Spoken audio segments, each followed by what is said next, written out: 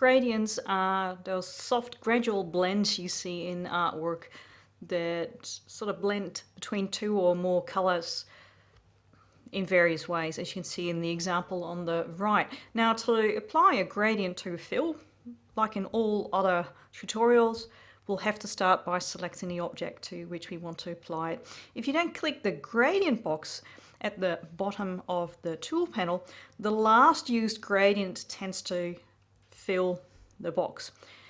And the gradient panel automatically appears. Now, to show currently hidden options, we can click the double arrow next to the word gradient, and that will actually expand the panel and show all of it.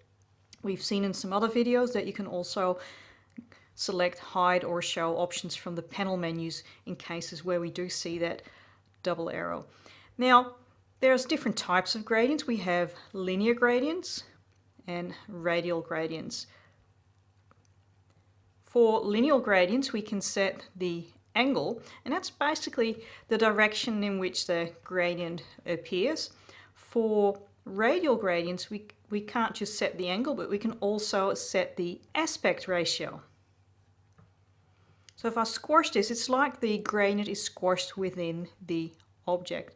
I'll put that back on 100.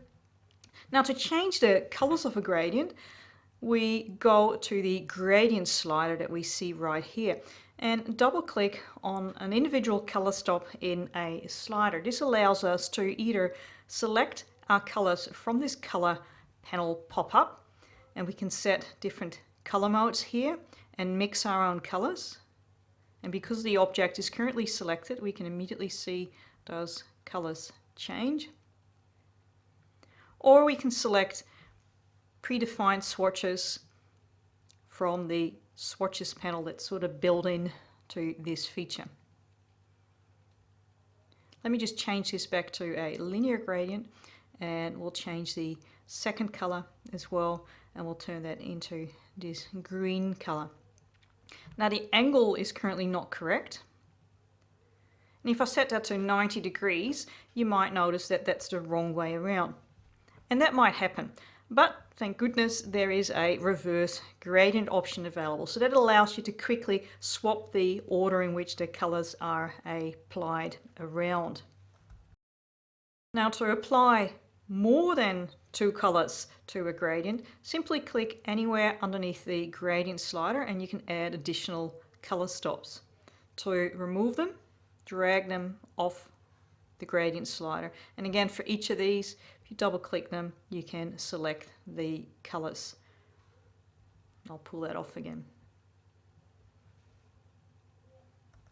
Now let's create some radial gradients for these water drops. So we'll select the fill color again, and we'll change the gradient type to radial, and in this case we'll change the colors to a dark blue. And on the other side, I'd like to apply a tint of that same blue. And I'll just jump back to the color swatch here so that I can actually bring that down. Once again, if the colors are the wrong way around, just hit reverse color and that will change that. And we can change the location and the angle of that a little bit. If you're creating a gradient color combination that you would like to reuse throughout your artwork, you can actually save your gradient settings to a swatch by clicking the little Add to Swatches button down there. This particular gradient has now been added to your swatches, and for me to add that gradient or apply that gradient to this additional object, all I've got to do is just select it.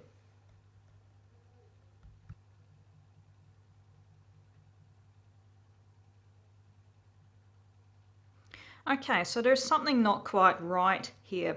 The origin of the center isn't in the same spot as the example on the right.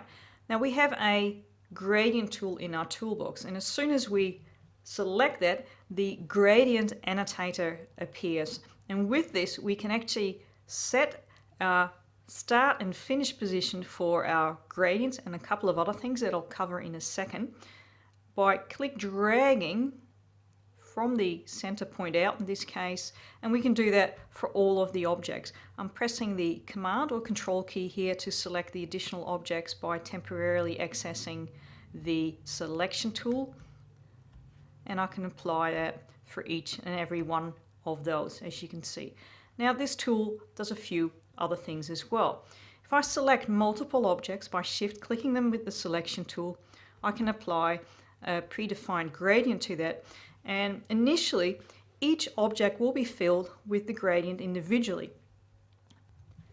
We can now use the gradient tool and click and drag from the start to finish point and apply that gradient across all of those objects. Now let's have a look at another use.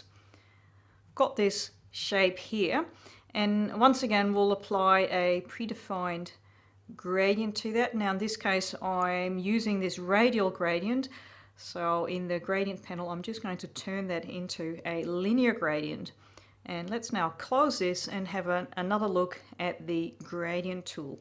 When we hover over the annotator that this tool displays, we can actually access the color stops from right here.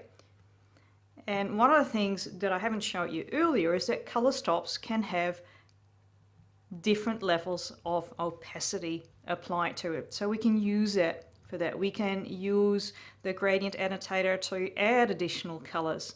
And again, double click those and we've got access to all of those tools that we saw earlier on. So that's a bit of an introduction to the things that we can do with gradients. But what about gradients on strokes?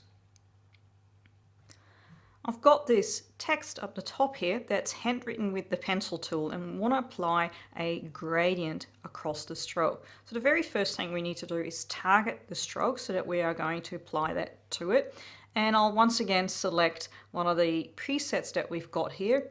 It's currently a radial gradient, but I'll turn it into a linear gradient, and we'll just have a bit of a look at what this does. I'm going to copy this color stop here by alt dragging it, and we create a slightly different looking appearance for our gradient. So there are three different ways in which we can apply a gradient to a stroke. We can either apply the gradient within the stroke and it behaves as if this object is not an open path but a closed shape, so as if we were filling it.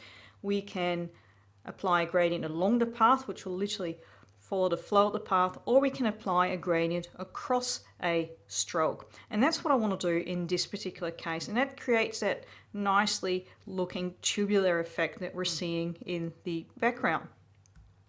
So that was an introduction to many of the different gradient features that are available.